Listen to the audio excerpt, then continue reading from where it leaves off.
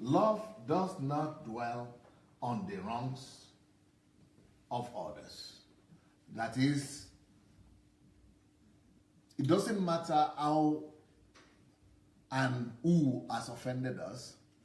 We don't use that as a reason to live and dwell in the wrong that is done against us. You better get this one straight now. No matter how good you are, no matter how perfect you are in your own eyes, no matter how perfect you think you are as a human being, listen closely, you are going to be offended. All of us are going to be offended. People are going to break their words to us. People are going to let us down. Not because they are bad, but just because they also face reality. They also face different life situations. They are different. So people who let you down, it could be because somebody let them down too. It could be because things are not working out the way they plan. It could be because not too many people intend to hurt other people.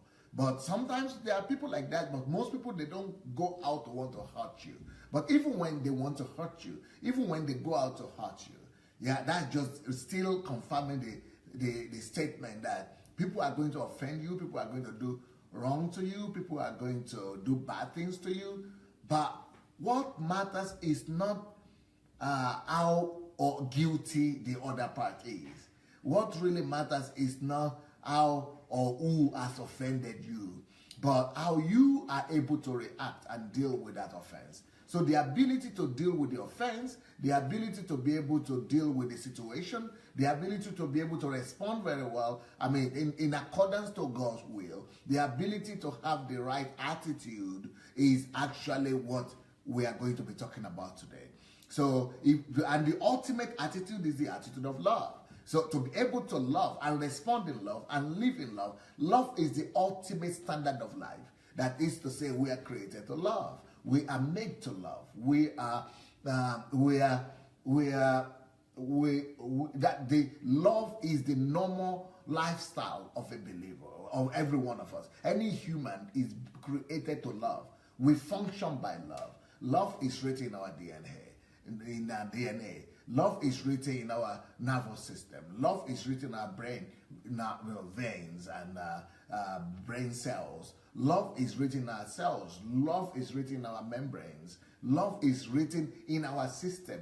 We only function by love. So we are created to function by love. So it's when we learn to function by love, then we have the highest living standard. We have the highest life and the best of life that is possible. So love does not dwell on the wrongs of others. So if you want to have the best of life, you must be able to live and operate by love. It is when you are able to live and operate by the standards of love, that's when you are living your best life. So how does love respond when it's offended and when people hurt him? So love will not dwell.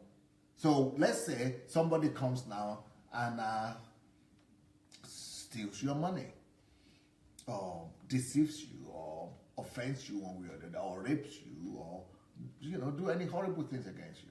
Now that is hurtful, and any offense is hurtful. But deal with the offense, deal with the hurt, surrender it to God, allow yourself to be healed. But don't dwell. Don't keep on thinking about that evil that is done against you. Don't keep on dwelling on it.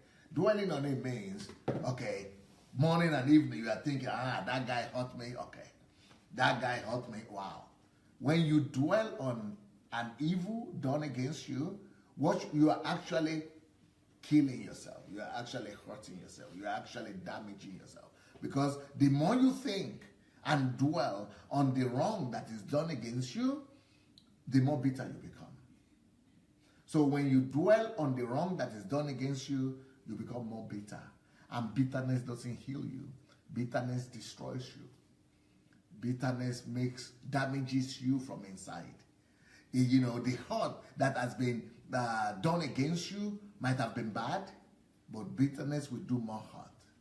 Bitterness will inflict more hurt on you.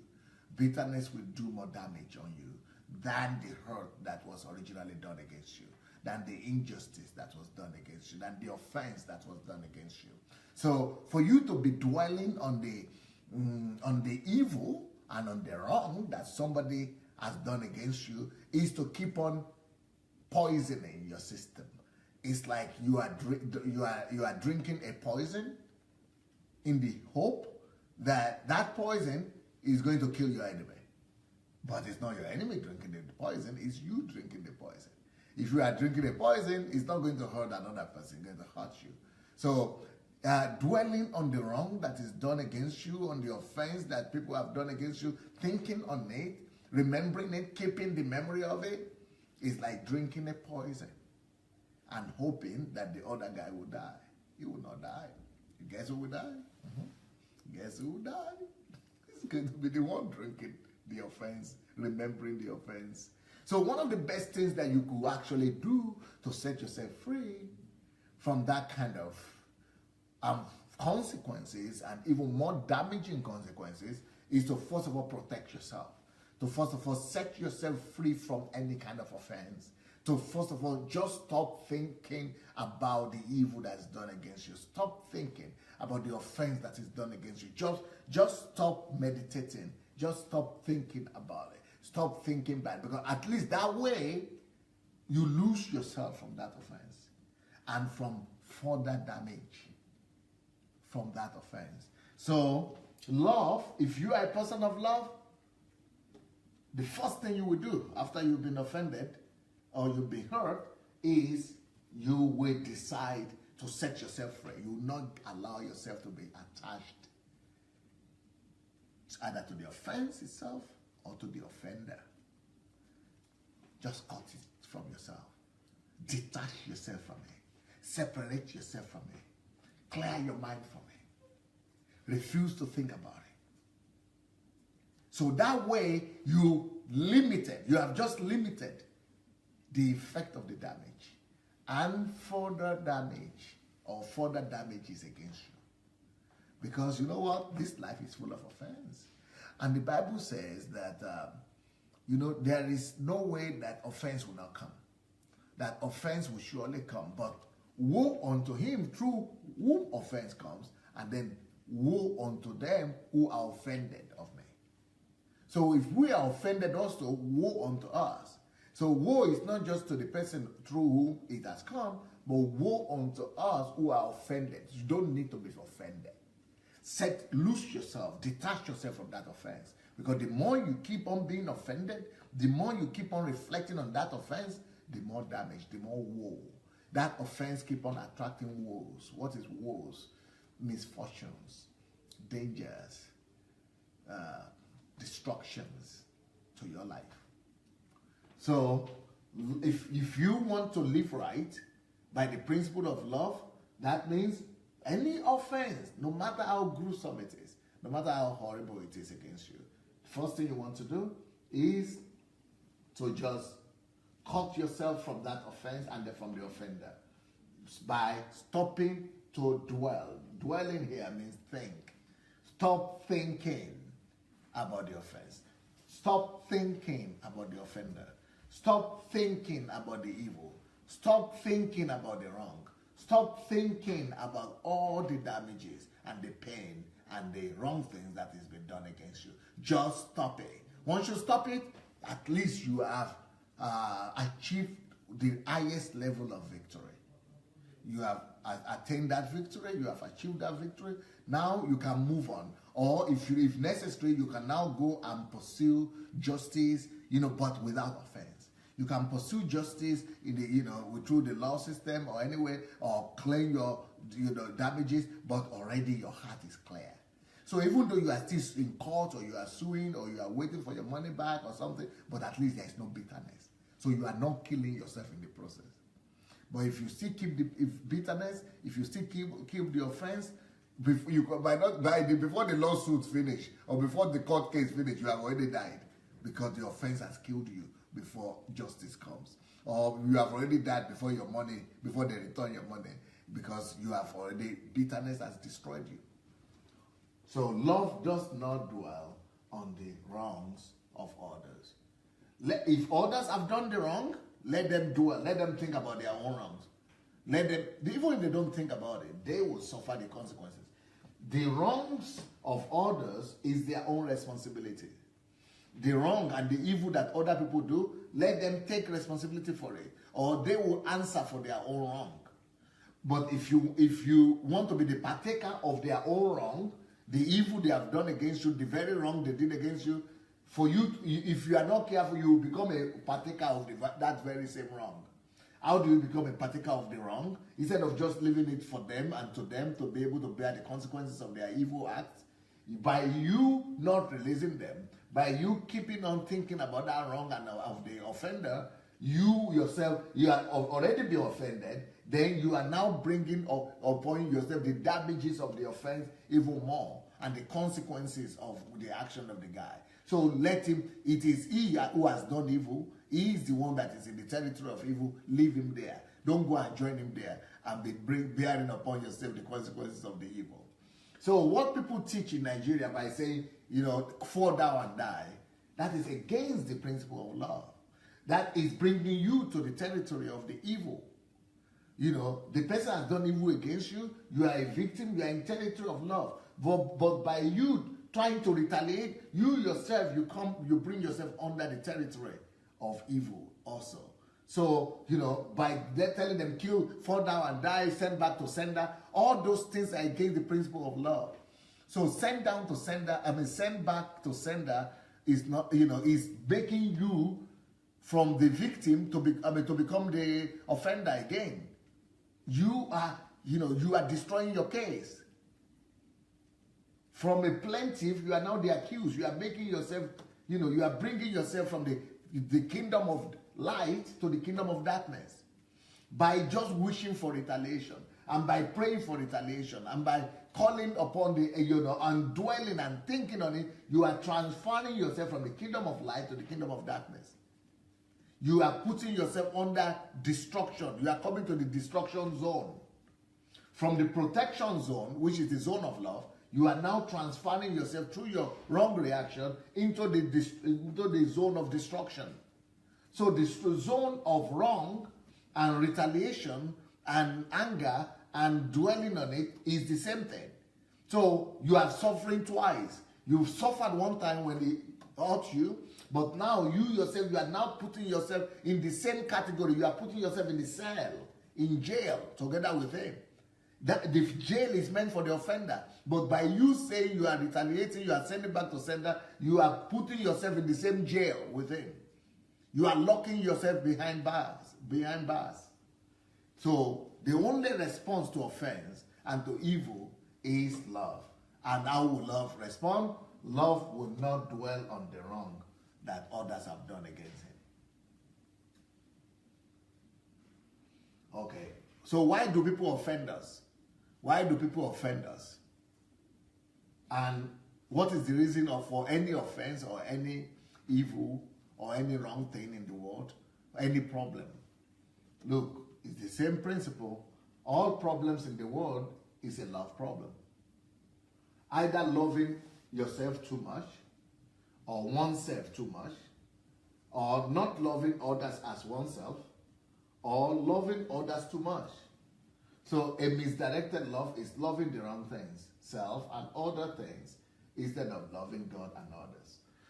So anybody that has offended you or anybody that is hurting you is all a love problem, because the person is loving himself too much, or the person doesn't love you as his neighbor, or the person is loving you too much. So all problems are a problem of love. Okay, so love does not dwell on the wrong things done by others. Once you begin to behave like this leads you to knowing God more, because that's the way God behaves. We have also hurt God. We have also done evil to God. But God, who is love, does not dwell on the wrong that we have done against him. If God has been dwelling on the wrong that we have done against him, we would have been destroyed. But even God himself would have been hurt. It's against his nature to dwell on the wrong. The more he dwells on the wrong, the more it affects him. So God doesn't dwell, because it's a different territory. It doesn't come to the evil territory. It's a territory of evil to be dwelling on the wrong of others. So God doesn't do that. God remains in his own territory of forgiveness and of love. So when we behave like this, we get to know God, because that's the way God is. When we behave like that, we get to understand God, because that's the way God is. God is love. Matthew 5. No, maybe before we do Matthew 5, let's have a look at the video, one of these videos that's talking about this principle that we are talking about today. Let's see the video, and after the video, we'll read Matthew. Okay? Bye-bye. Rashish.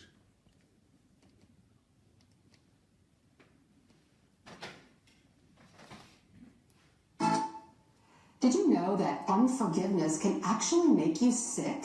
It's classified as a disease in medical books. Now, forgiveness therapy is being used to help treat diseases like cancer. Dr. Stephen Standiford, a cancer surgeon, says unforgiveness makes people sick and keeps them sick. It's important to treat emotional wounds or disorders because they really can hinder someone's reactions to the treatments, even someone's willingness to pursue treatment.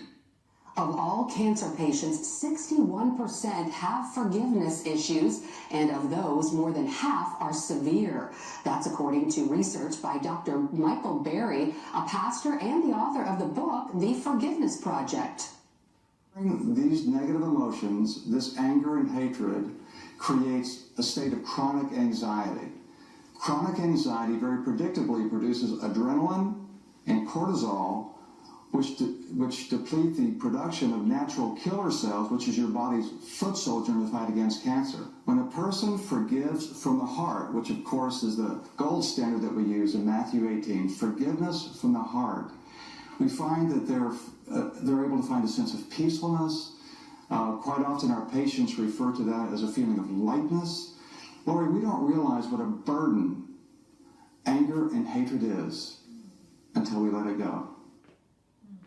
And the first step in forgiveness therapy is recognizing forgiveness is not the same thing as condoning what a person did, which is the major hurdle for most patients.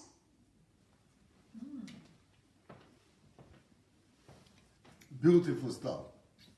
Can you get it?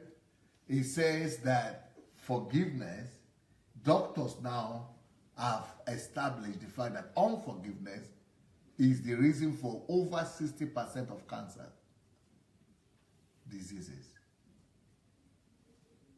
Unforgiveness is the reason for over 60% of cancer cases.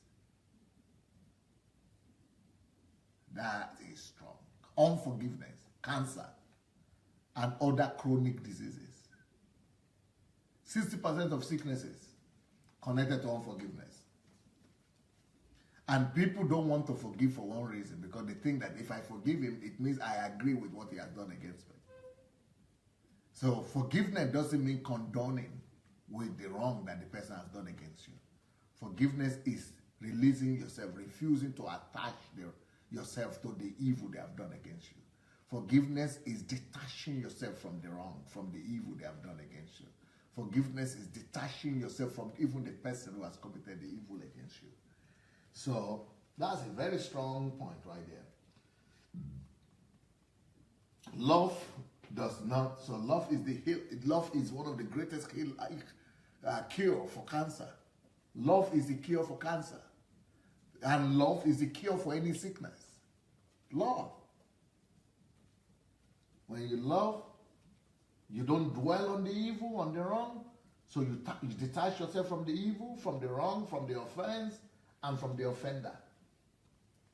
And you set yourself free.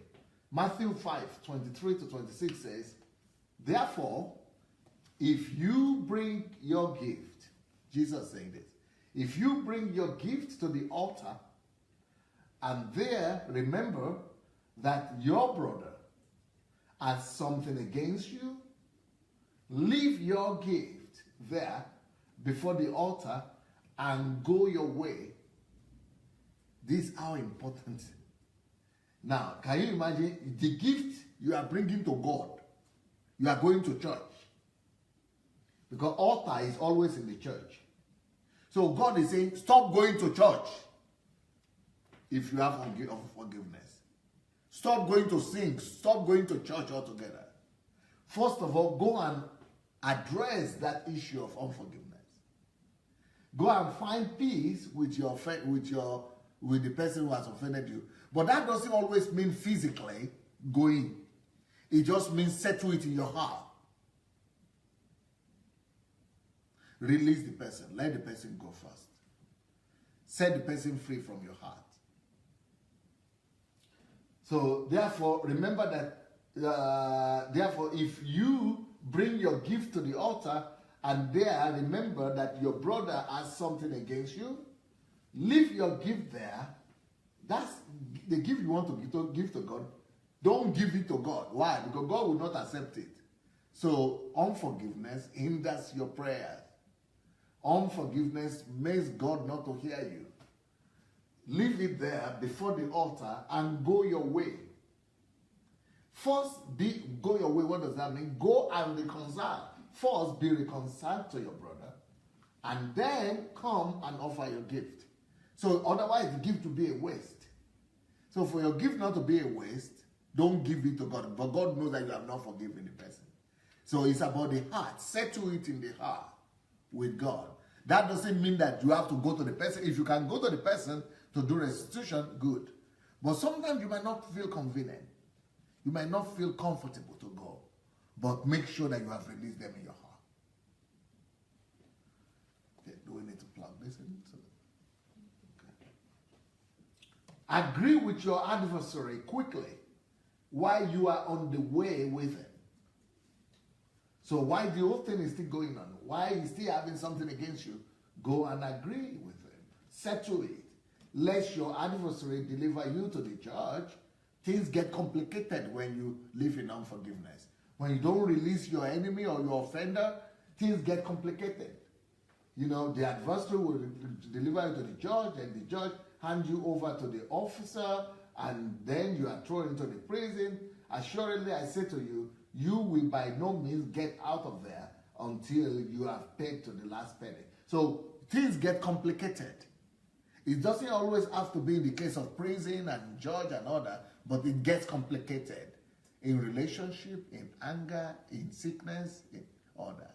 So the bottom line is release the people, go and make peace, embrace peace and forgiveness over vengeance. So God is not asking for vengeance. So see what Jesus is talking about here. He's not saying that if anybody offends you, go and tell them to fall down and die. Because when you are saying fall down and die, it means you are not forgiving. You are not making peace. When someone offends you, Jesus didn't say, go and pray, send back to sender, or back to sender. Because once you are saying back to sender, then you are not at peace. You are not reconciling with the person. You are not forgiving the person. So you are still attached to the unforgiveness. You are damaging yourself. You are destroying yourself still. So anytime somebody say, forgive him, but you know he should die. You have not. Because once you are praying that kind of prayer, it shows that you have not forgiven. As long as you are praying that kind of prayer, it means that you are opening yourself up for satanic attack and for the sicknesses, for the attack like we have just seen. So the only answer is love. And God's answer is forgiveness. Release your offender, forgive them, let them go in your heart. Even though you still take your debt back, or even though you still go and seek for justice but in your heart you don't have evil against them. You are not carrying them with you in your heart. You are not dwelling on the evil they have done against you. You are not thinking just about the evil they have done against you. Now, it takes so much maturity not to dwell or not to think on the actions of others, especially when it hurts us, especially when it's against us. Well, maturity is love.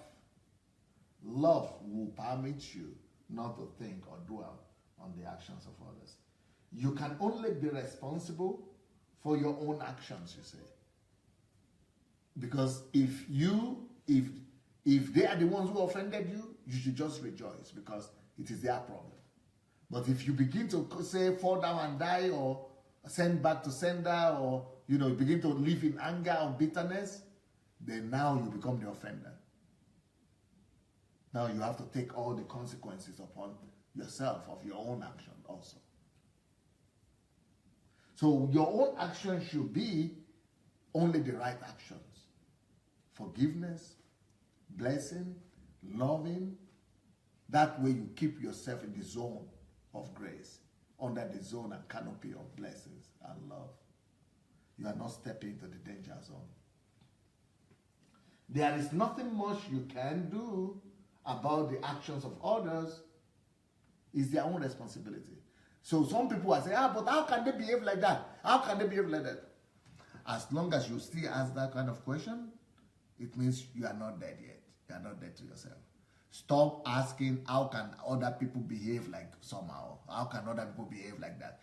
In fact, whenever I hear people saying that, how can they behave like that? How can they behave like that? It means that you are not living in forgiveness. It means that you are still bitter. It means that you are still condemning. You are not responsible for their actions. Why should you bother yourself? Why can they behave like that? Why should they do like that? How can they do like that? As long as you are asked, why are you bothered about their action? You cannot do anything about other person's action. They take responsibility for their action. Even though they don't take responsibility, consequences of their actions will come to them. Is it not their action? Hey, let them take responsibility. Let them receive the consequence of their actions. Why should you be bothered? How can they behave like that? I can't even imagine it. How can a Christian? But they are Christian now. How can they behave? Why should you go and take somebody's hot coal? The coal of the head of somebody upon your own head. Don't bother about other people's action. And by the way, anytime you see yourself talking like that, how can other people behave like that? Do other people behave like that? It's an indicator to you that you are not free yet. It's an indicator to you that you are not victorious yet. It's an indicator to you that you have not yet overcome bitterness, unforgiveness. It means you are still dwelling on their actions. It is wrong for us to be dwelling on the actions of others. Even if you are going to analyze, maybe you want to analyze, okay, why did they behave like that? That is a little bit different than how can they behave like that. When you are just analyzing, let's say you just want to analyze to be able to see the mode of thinking of other people and to be able to just analyze and be able to take better decisions, and that means then you'll be rather asking how or why, not why, but how, what makes them. It's a question of what rather than who. It's a question of what makes them to act like that. So you want to find out, you want to know, you want to analyze. But once you begin to say, how can they do like that? Or why can they do like that? All those problems all those questions are now more damaging to you because you are worrying about other people's action. Don't ever worry about other people's actions. How can they do that? Why can they do that? How? It is their problem. Leave them alone. Let them take responsibility for their own actions. By asking those kind of questions, how can they? I cannot even imagine. How can they do that? Why should they do that? How can they? By all those questions, you are making yourself a partaker. It means you are still dwelling in the evil of others. So for you not to dwell in the evil of others, for you to know that you are truly set free, you just release them as, okay, it is their own action, no. It is their own problem. It is their action, it's their problem. Don't dwell. Don't be asking those questions. Just move on and release them and set yourself free. Detach yourself from whatever action other people are taking. So there is nothing much you can do about their actions. So why think about it? Why dwell on it? Matthew 18:21-35 says, Then Peter came to him and said, Lord, how often shall my brother sin against me, and I forgive him? Up to 7 times? Jesus said to him, I do not say to you up to 7 times, but up to 70 times 7 times. That's almost 500 times in a day. Therefore, the kingdom of heaven is like a certain king who wanted to settle accounts with his servants, and when he had begun to settle accounts, one was brought to him who owed him 10,000 talents. But as he was not able to pay, his master commanded that he be sold, with his wife and children, and all that he had, and that payment be made. The servant therefore fell down before him, saying, Master, have patience with me, and I will pay you all. Then the master of that servant was moved with compassion, released him, and forgave him for the debt. But that servant went out and found one of his fellow servants who owed him 1,000 denarii, and he laid hands on him and took him by the throat, saying, Pay me what you owe. So his fellow servant fell down at his feet and begged him, saying, Have patience with me, and I will pay you all.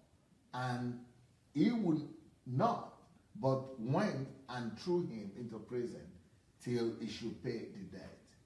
So when his fellow servants saw what had been done, they were very grieved, and came and told their master all that had been done. Then his master, after he had called him, said to him, You wicked servant, I forgave you all your debt, because you begged me. Should you not also have had compassion on your fellow servant, just as I had pity on you? And his master was angry, and delivered him to the torturers until he should pay all that was due to him.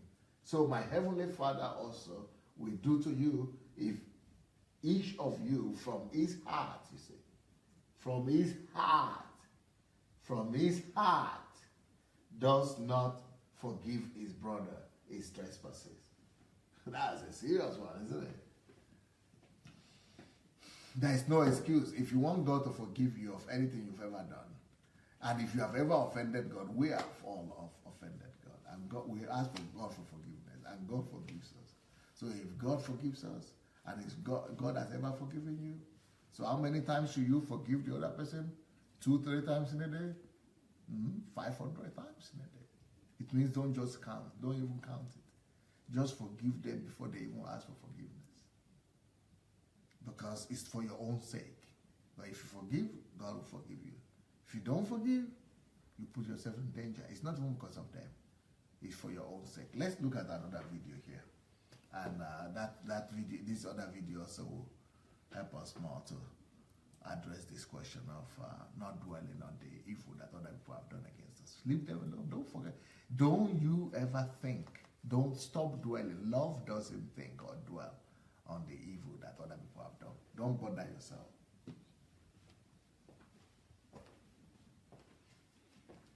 In church who was known to sing and dance. There was a woman in church who was known to sing and dance. Everybody loved to watch her. Everybody loved to just listen to her. But later on down the years, she passed away, and it broke the church's heart.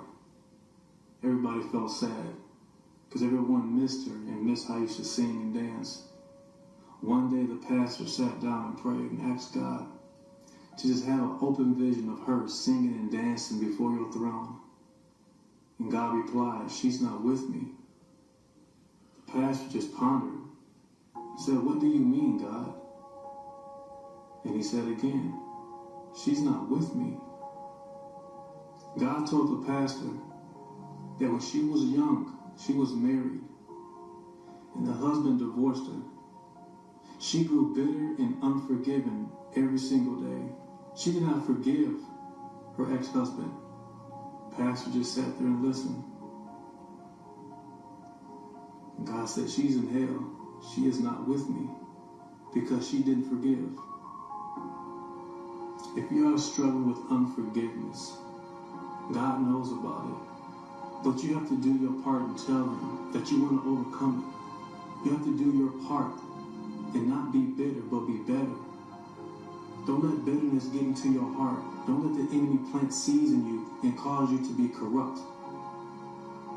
Please, if you have this problem, go before him, and he will help you, but you just have to do your part.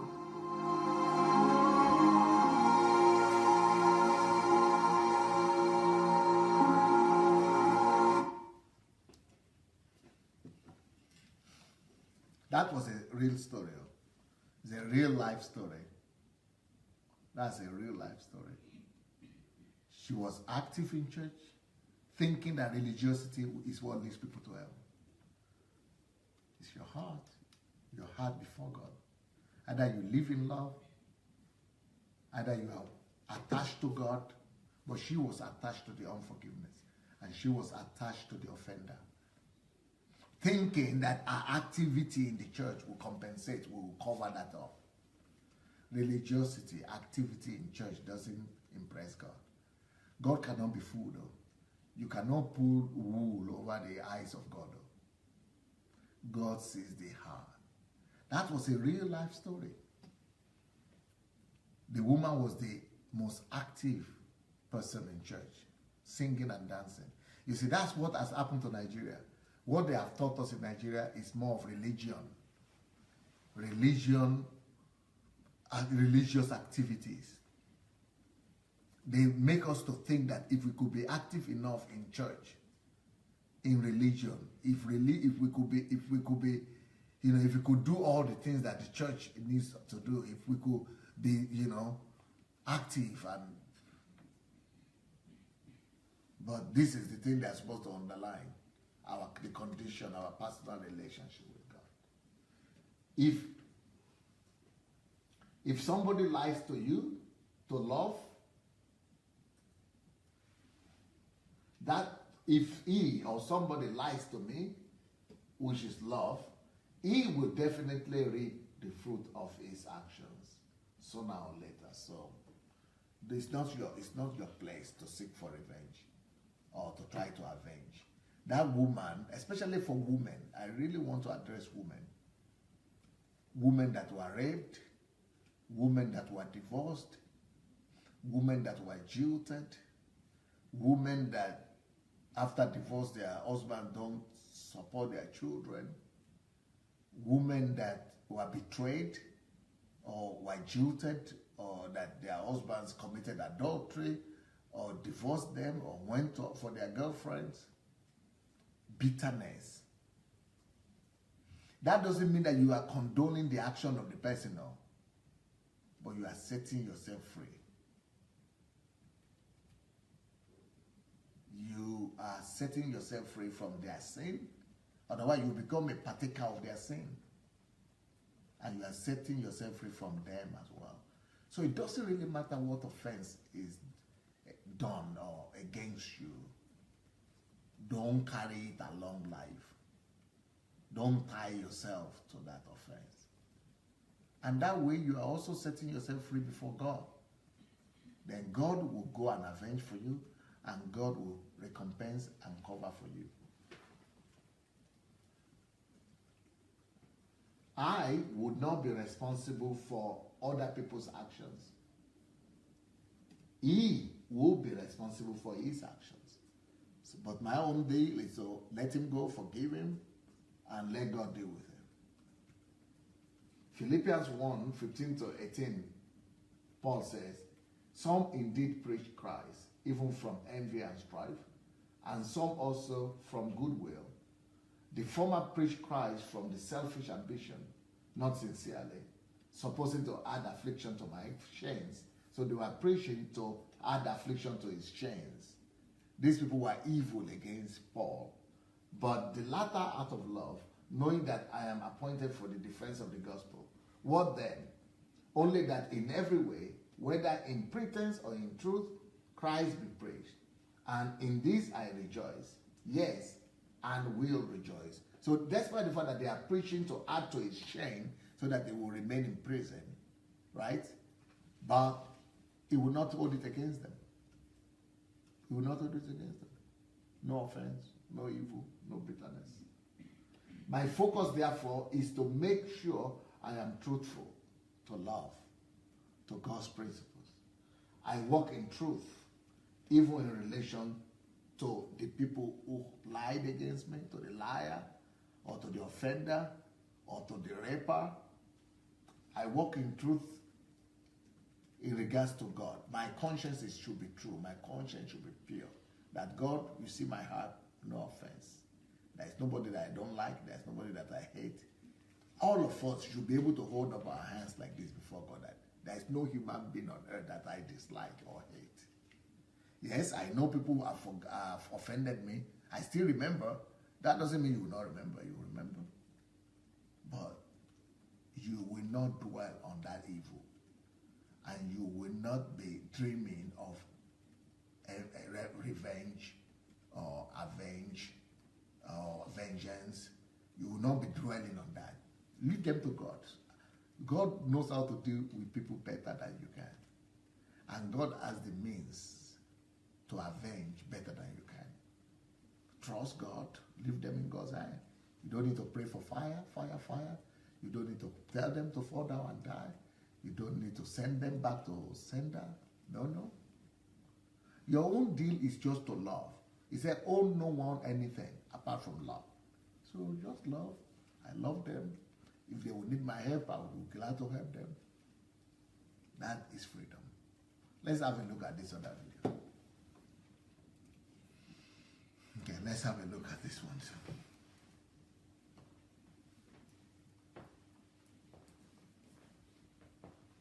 Nelson Mandela may have passed on, but he leaves a legacy of love and forgiveness. Is there a psychological benefit to that? Science investigates.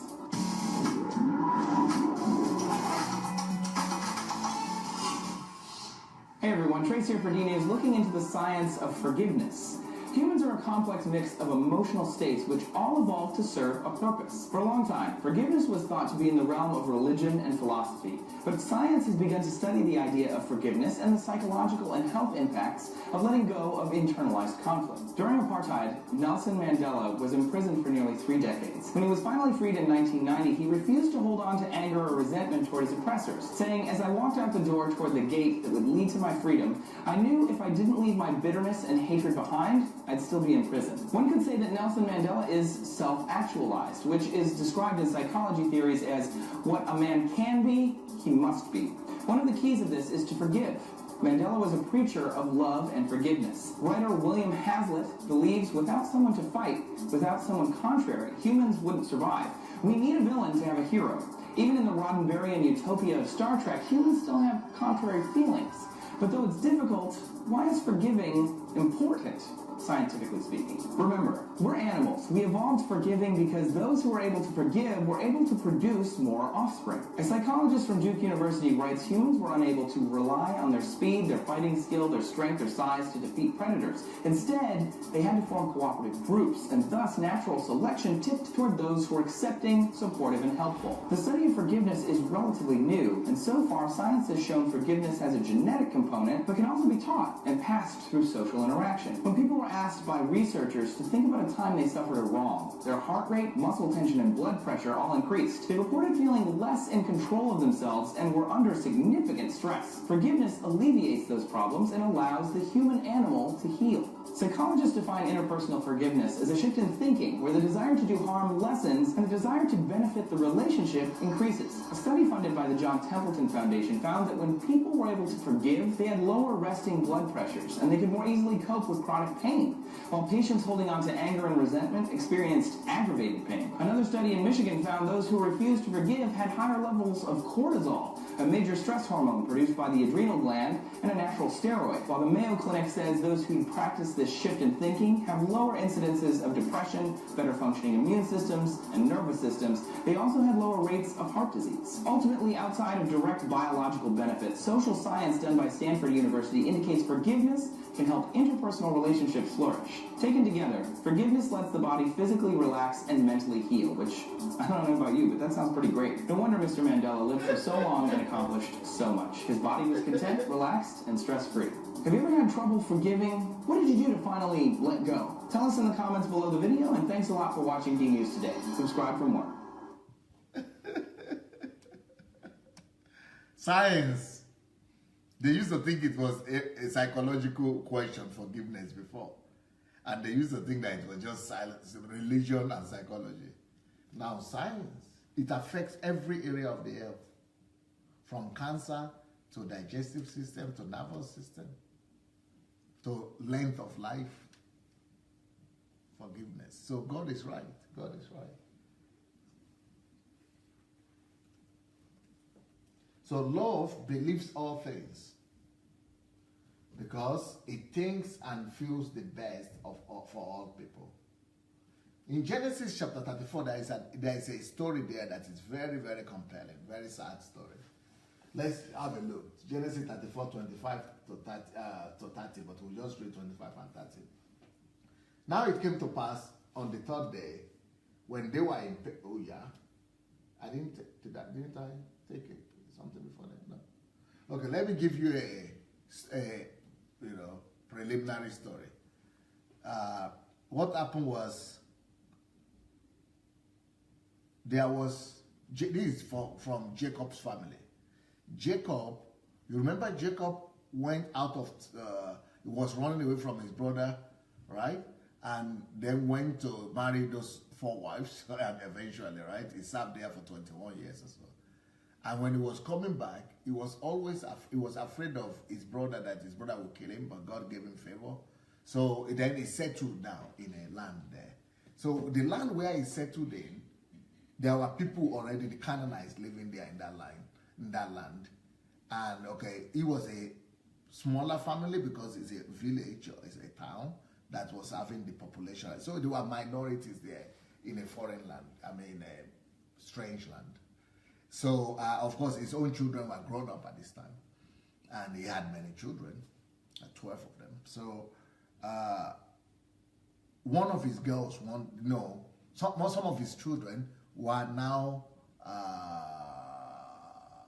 friendly with some of the children of the indigents. Just like most of us are in Europe now, or America, or wherever you as a foreigner. You are a foreigner in a foreign country. The other people are the majority. And then there's no way you not relate because all of you live in the same community. So the children of Jacob were relating with the children of the indigents. And one of the children of Jacob was a lady, a girl. And that girl, while she was friendly with another girls in the other family, the brother of the house, the most senior person in the other family, and that happens to be the king's family, the family of the king of the land of that particular community, the prince, the one that is most respected, the one that is most accomplished, fell in love with the daughter of Jacob, and then they were dating, you could say it like today, and as a result, they had intimacy together. Now, to Jacob and his family, that was insult because there was no right, there was no marriage right, there was no what do they call it, dowry and traditional wedding, no bride price, no wedding, it's almost like rape, we could say, but it was not really rape in that case, but it was just out of relationship. But it was still wrong because they didn't ask for the hand of the lady in marriage. So that is regarded as an insult. So when the father, the king of the land, heard about it, that his son had slept with the daughter of this new family, or daughter of Jacob, the father, the king, didn't condone the thing that his son has done. And his son too was ready to go and do the right thing, to go and repent, and actually marry the lady. He was saying, we are ready to repent, we are ready to do the dress, we are ready to pay, do everything we need to do. And I'm not defiling the girl. I didn't just sleep with her to let her go. I'm ready to marry her.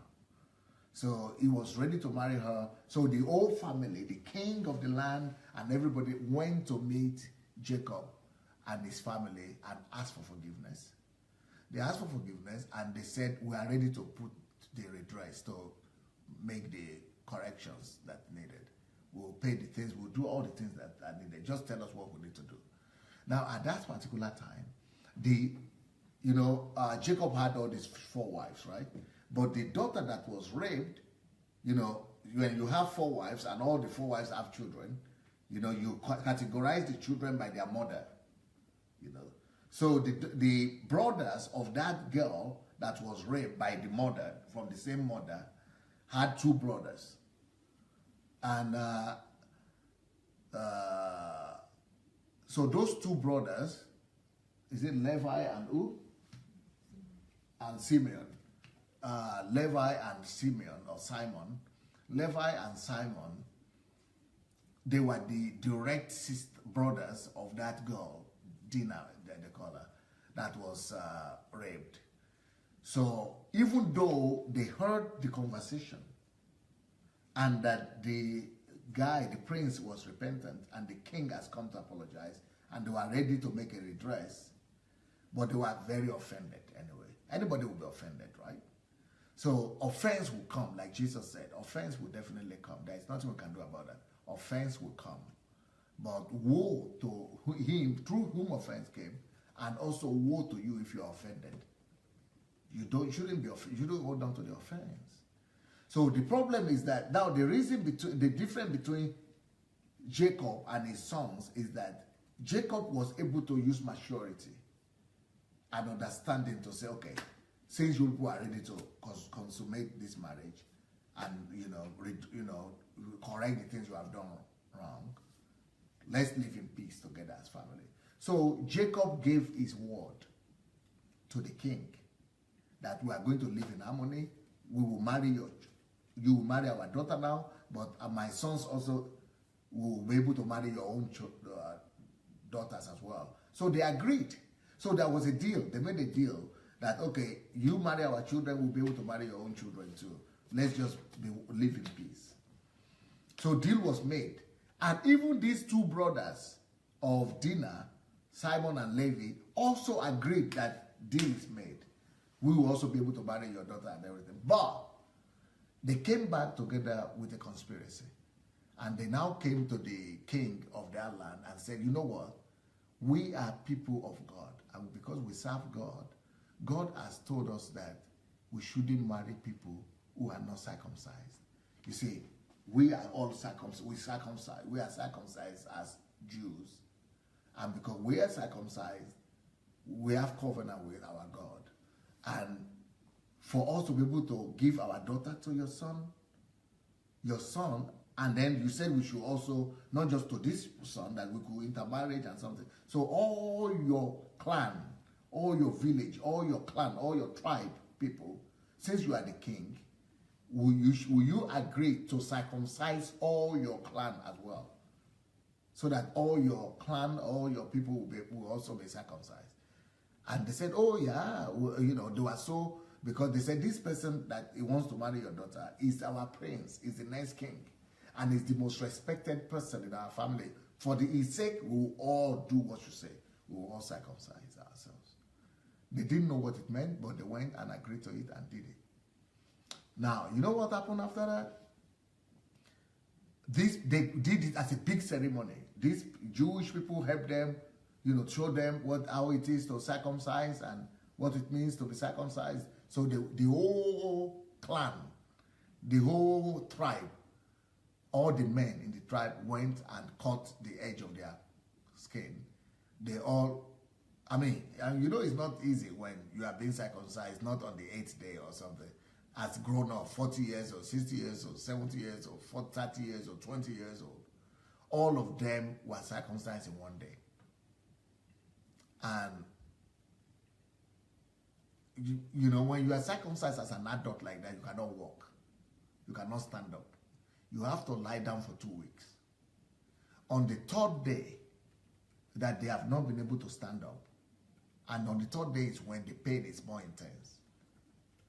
These 2 people even though there are only two, and the whole tribe is many, but no matter how strong you are, and no matter how numerous you are, since you have already been damaged, and you cannot even stand up from bed, these people took their sword and went from every house, from one house to the other, and killed all the men in the other tribe.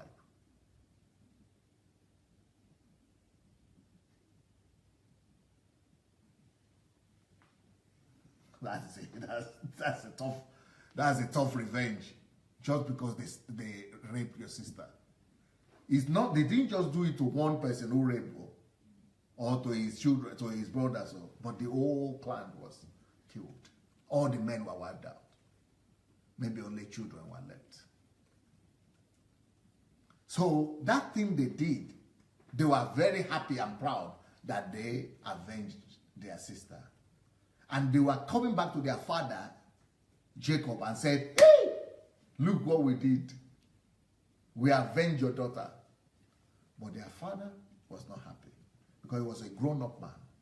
He knew that what they did was now too much. That's what unforgiveness will lead you. Unforgiveness and dwelling on, because they were dwelling on evil that was done against them.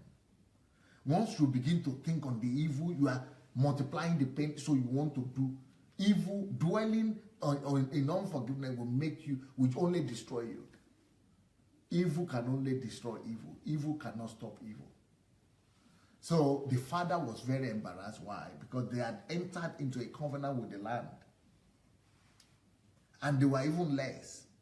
And then, so the father was saying, this thing you have done, you have disgraced me.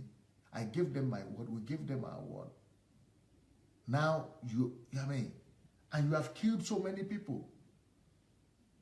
So, since the father is an old man, he couldn't do anything about it. He said, he just kept quiet, but he was not happy. You don't want to offend your parents, so don't do it. It's not a good thing. Because the blessings of parents has a role in the lives of children. So even though their father never said anything, well, let's read what follows. Genesis 34, 25 to 30, 25 and 30 now. Now it came to pass on the third day, when they were in pain, those people were in pain, that two of the sons of Jacob, Simeon and Levi, Dinah's brothers, each took, that the brothers from the mother's side, each took his sword and came boldly upon the city and killed all the males, all. Then Jacob said to Simeon and Levi, you have troubled me. See, the trouble is hard. By making me obnoxious among the inhabitants, because the people will be treating them as people, among the inhabitants of the land, among the Canaanites and the Perizzites, even the other neighborhood also heard about it. See the way they will be looking at them now. They have become enemy of all the people of the land. The Perizzites, and since I am few in number, you see, they will gather themselves one day, and they will gather themselves together against me and kill me. I shall be destroyed, my household and I. Now, so later on, after about 20 years later, maybe about 40 years later, this their father, even though they forgot about it, everybody went their way. But that thing they did, because it brought shame and disgrace to the father remembered it on his deathbed. On his deathbed, he remembered the shame and the disgrace Simeon and Levi have brought against him. So while he was blessing other people, let's see what he did. In Genesis 49, 5 to 7, Simeon and Levi are brothers. This is the chapter when Jacob was now releasing the blessing upon all his children and grandchildren. So he is now the one talking. This is now Jacob talking. Simeon and Levi are brothers, instruments of cruelty. are in their dwelling place. That is out of unforgiveness. Unforgiveness had destroyed their destiny. There were normal people before. Now they have been described in this is where the inheritance, this is the blessing that is being released. This is the stage where their destiny is being released. So into their destiny now, look at the way their destiny is now being described. Their destiny is now being described as cruel, instruments of cruelty.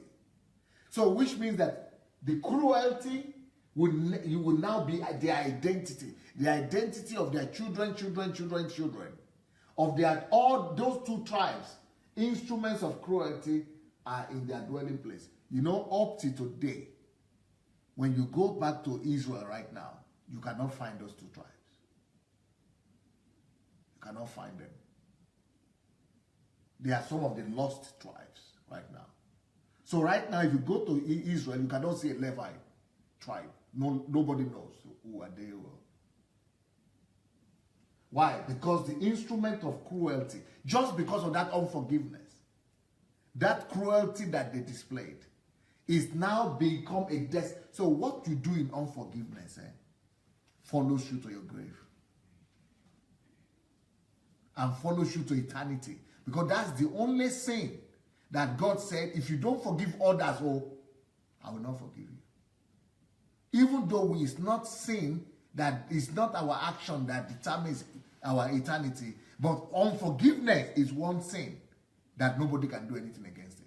Because God said, if you cannot forgive other people, even me, I cannot forgive you. It is one sin that even God cannot do anything about. It is one sin that will decide your eternity. And that's what we are seeing here as a picture of things to come.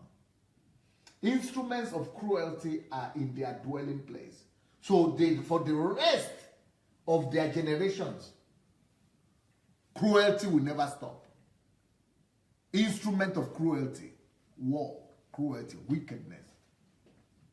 Let not my soul enter their counsel. So God is like, because when this man is releasing the place, speaking on behalf of God, so God is saying his soul will not enter into their counsel. They are finished.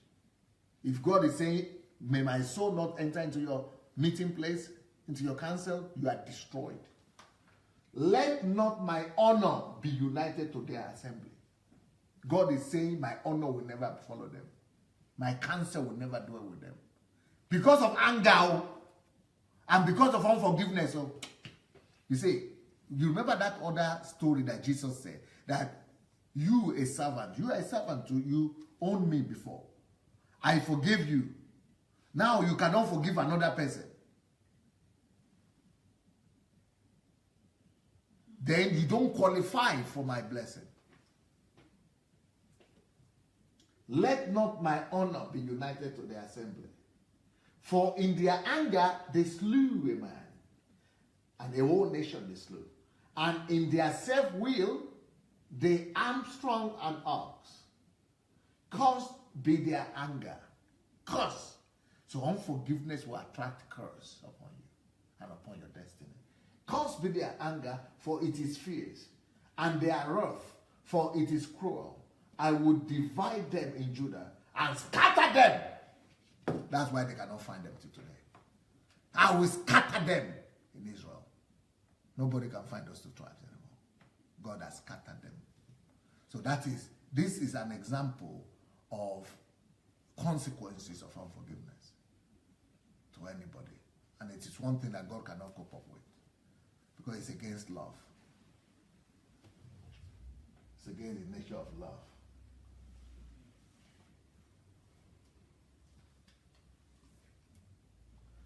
Let's have a video, one of the videos. Let's have a look at one of the videos and then we'll continue later.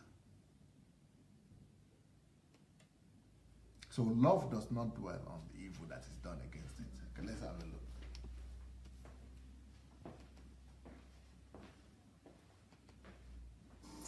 How would you like to be handcuffed to someone you can't stand? Well, I'm telling you, when you don't forgive somebody, you are handcuffed with hatred. Let me explain what this is like. When you can't stand somebody and you won't forgive them, you are linked to them, and wherever you go, they go. Inside, you're fuming and fretting and fussing. I'm telling you, it's a miserable way to live. Well, how do you deal with that? Good news for you. God's got a way, and it's called forgiveness. When you forgive, it takes the handcuff off of your hand, and you are set free no matter what the other person may do. You say, well, that's not fair. It may not be fair, but I'm telling you, if you won't forgive someone because it's the right thing to do, forgive them at least so you can get unshackled from them. Here's what the Bible says. Be kind, tender-hearted to one another, forgiving one another, just as God in Christ has forgiven you. You know what that is? That's the key that'll set you free. Very direct and powerful, isn't it? Very direct and powerful. That's in the note. So instead of thinking and judging others for whatever they have done against you, it is better to rather give them the benefit of a doubt. Love will rather give the benefit of a doubt to others. Leave it to God. Trust God better. That God will do better. God will judge better than you can ever judge. Believing all things means presumptions of innocence. Even for your offender, presumptions of innocence. That is innocent till proven guilty. We showed this. Innocent, anybody is innocent till proven guilty. Even after being proven guilty, let them go. Now there is a question here. Is that even possible? Pleasing men in all things without killing oneself? It's not possible by human power. That's from my message yesterday. It's not possible by human power. It's possible by the power of love. If you live in love, it's easy. Well, we've not shown the film about our Ukraine ministry for a long time. Let's have a look at this movie then.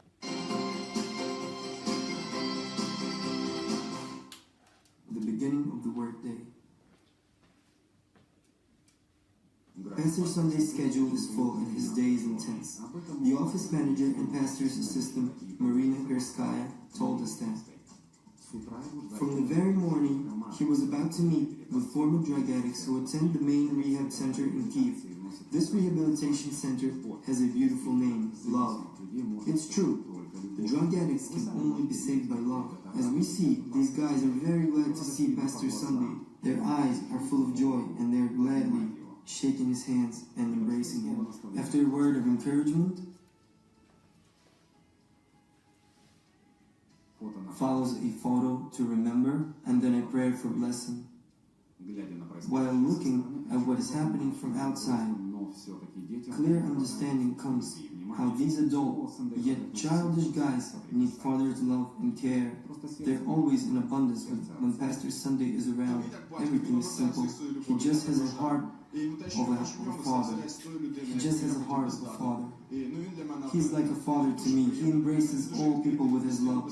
What I see in him is an example of a man that I wish to be. He is my role model and a very good person, always smiling, encouraging with this positive energy everyone who surrounds him. When I saw him preaching on the stage, I saw a strong, charismatic person, but after fellowshipping with him, more face to face, I saw a father. If we look for the word describing his character, it is father. He is the man who will always listen to your problems. He will try to put himself in our shoes, in your shoes, and then will give you an answer that you might not expect at all. The more I know him, the more I realize that he is a man that is responsible for what he's talking about. He lives by what he preaches. He has become an example and a father to me in many ways. He's a man I want to be like. He's very open to people, always ready to give advice. I want to be like him, to have the same heart as he does. I would wish to have such dedication as he has, and also the ability to take responsibility. I also like his spirit of a father. His heart is not indifferent to people's needs. He's a father not only to me, but to a great many of people. whom he is able to contain in his heart. He is a spiritual father to me. Though his age is the same as my eldest son's, but as a spiritual person, I consider him a father. You know, he is so simple, open, and sociable. I don't feel at all titles when I speak with him. He has the character of a loving and a careful father.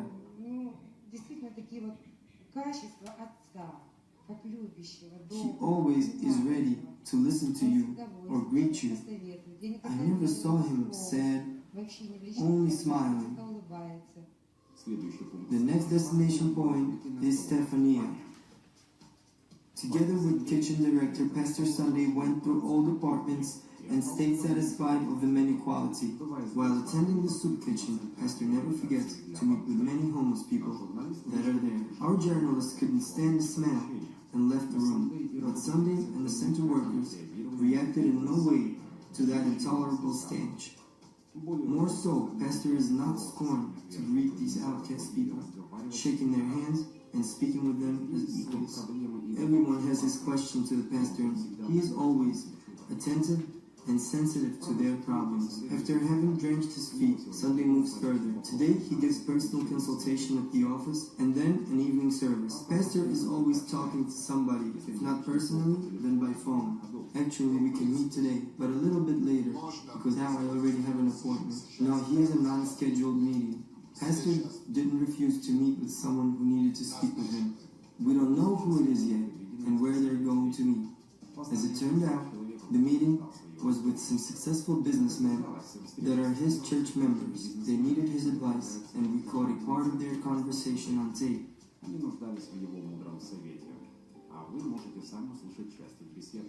We decided to collect some money to spend them on social programs in our country.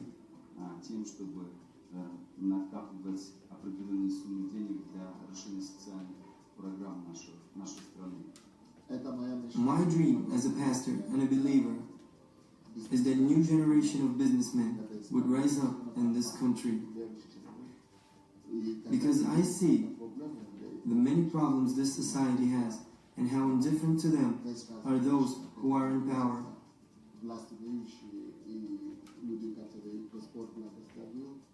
I have a strong desire that godly businessmen will solve the problems of society.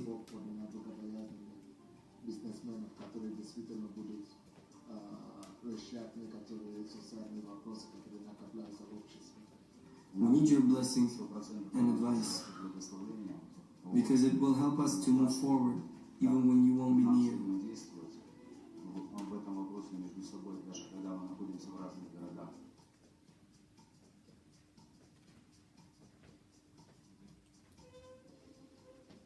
I noticed a certain quality in him I saw very seldom in people in all of my 50 years of practice as a minister. It is altruism and readiness to sacrifice. Many rich and influential politicians were coming to us offering their help. Pastor Sunday always said to them, look, here we have homeless, drug addicts, alcoholics, sick children. Help them, then you will help me. While Pastor Sunday was having lunch, we decided to take an opportunity to talk to his driver while on the way to the sport complex where the children were about to have training. Pastor is very patient. It's amazing how he manages to contain himself and stand all of the problems people are coming with to him. I can't imagine how one can come to Pastor with such minor problems, but Pastor is always listening to them and praying for them. His patience and love is enough for all. The training had already started, and we noticed that the children in no way react to the skin color of each other. Here everybody is equal. The only way to differ is getting good sport results. We adults can learn a thing or two about relations from these kids. I was lucky to meet Pastor Sunday almost 13 years ago. He was a handsome, young and full of energy, built with a great physique. He was always fresh, slender and elegant. And the time came, and after he became a father, then I have gotten to know him as one who also is my spiritual father, because many years he was just a preacher for me. But now I know him as a loving and a gentle person. His children were trained by me in the sport complex. I am a diving instructor, a difficult kind of sport that includes 5 disciplines. Only brave people can succeed in this sport. It is very difficult to teach African swimming because they are not a swimming people. But thanks to hard work and parent support, these children get good results.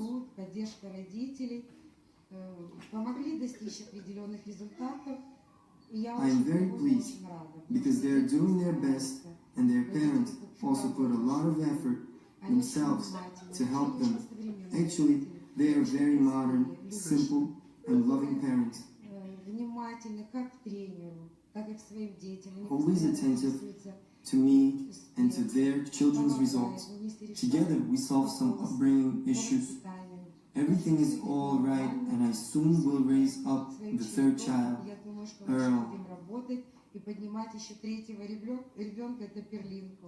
Pastor Sunday always frequently attends the gym because he understands that his health needs to be taken care of, because not only the spirit has to be strong, but also the body. After having lunch, Pastor is hurrying to church office. Today he has his spiritual council meeting and personal consultations. Having made clear all issues of the spiritual council, Pastor begins to receive people for consultations. These consultations are mostly preferred by Sunday in his ministry. All that he lives and works for is to help everyone who has entrusted him his problems or needs. It was impossible to listen to these life stories without tears. Even Pastor himself at times had this damp shining in his eyes. People were coming and coming, bringing their tragedies or asking their spiritual father for advice, and no one left without comfort and support. For a moment, it had already seemed impossible to stand all these problems, but Pastor went on and on, listening till the very end.